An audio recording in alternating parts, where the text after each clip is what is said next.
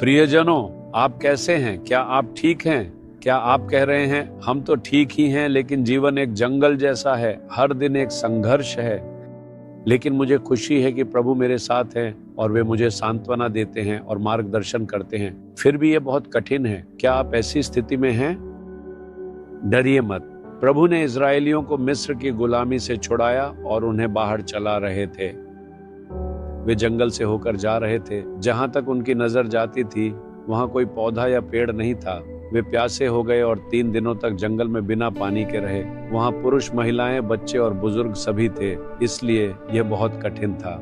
आखिरकार उन्होंने एक झरना देखा, उन्होंने पानी देखा। वे दौड़कर वहां पहुंचे और पानी पिया, लेकिन पानी खारा था। उससे उनकी प्यास नहीं बुझी, वह पीने योग्य नहीं था।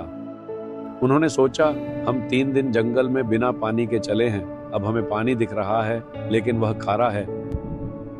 लेकिन प्रभु ने मारा कि खारापन को मिठास में बदल दिया। उन्होंने उस पेड़ को काटा जिसे प्रभु ने उन्हें दिखाया था और उसे झरने में डाल दिया। तुरंत ही उसकी खारापन मिठास में बदल गई। देखिए उसके बाद क्या हुआ। यह निर्गमन अध्याय 15 वचन 27 में लिखा है।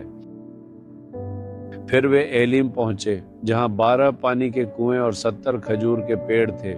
जंगल में 12 पानी के कुएं थे। वे लोग 12 कुल थे, हर कुल के लिए एक कुआं था। वहां 70 खजूर के पेड़ भी थे, इसीलिए वह फलदार भूमि थी। ये समुद्र तट जहां मैं अभी खड़ा हूं जंगल जैसा दिखता है, लेकिन यहाँ एक झरना है। इसका पानी अच्छा है, ये देखकर हैरानी होती है।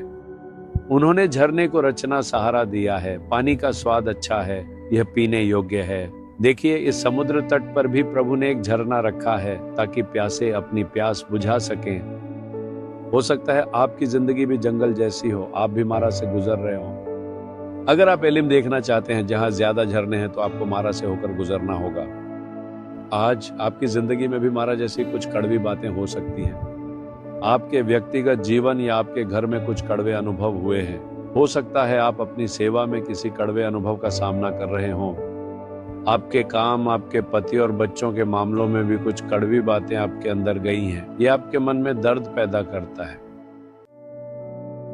हिम्मत मत हारिए। जब आप इसे पार कर लेंगे तो आपके सामने एक सुंदर एलिम होगा जहां झरने उमड़ते हैं, एक समृद्ध स्थान। इसलिए केवल जब आप मारा को पार करेंगे तभी आप एलिम को देख सकते हैं जहां ज्यादा झरने हैं। प्रभु आपको हमेशा मारा में नहीं रखने वाले हैं, वह आपको हमेशा खारापन में नहीं रखेंगे। खारापन बदल जाएगी। प्रभु खारापन को बदलकर आपको आनंदित करेंगे और आपको झरनों के पास ठहराएंगे। मारा की खारापन के बाद एलिम का आशीर्वाद आता है। आने वाला समय एलिम का आशीर्वाद है, इसलिए इस स्थिति में परेशान ना हो। क्या आप पूछ रहे हैं यहाँ खारापन है, इसे बदलने के लिए क्या किया जाए? प्रभु ने मूसा को एक पेड़ दिखाया, हमारे लिए वह क्रूस है। यीशु ने हमारे लिए क्रूस पर कड़वाहट का स्वाद चखा। उन्होंने क्रूस पर सभी कड़वे अनुभवों को स्वीकार किया। उन्होंने क्रूस पर सभी दर्द, अपमान, क्लेश और पीड़ाएं सही। बाइबल कहती है कि उन्होंने पित्त मिलाया हुआ दाखरस का स्वाद चखा।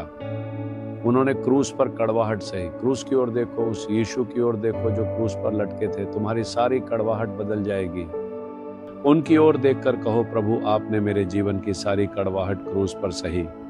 आप मेरी कड़वाहट को मिठास में बदल सकते हैं। आप मुझे एलीम की समृद्धि में ले जा सकते हैं। मैं इस पर विश्वास करता हूं। इसे इस तरह से कहो, तब एक महान चमत्कार होगा। कहो, हे प्रभु यीशु, आपने उस क्रूस पर लटक कर मेरा सारा गहरा दर्द और जीवन की सारी कड़वाहट अपने ऊपर ले ली और उसे सहा। मैं उस प्रभु यीशु की ओर अपनी नजरों को टिकाता हूं जो क्रूस पर लटके थे। मेरे मन, काम, सेवा, परिवार और जीवन की ये सभी कड़वी परिस्थितियां अब पूरी तरह से बदल जाएं। आपने क्रूस पर कड़वाहट का स्वाद इसी कारण चखा था। इसे मिठास में बदल दीजिए। आप मुझे एलीम की ओर ले जाने वाले हैं और मैं समृद्धि के दिन देखने वाला हूं। यीशु के नाम में आमीन, आमीन। Jesus redeem Hindi YouTube channel को सब्सक्राइब करें। सब्सक्राइब बटन पर क्लिक करें और बेल आइकन को भी क्लिक करके हर दिन की नई कार्यक्रमों की जानकारी प्राप्त करें।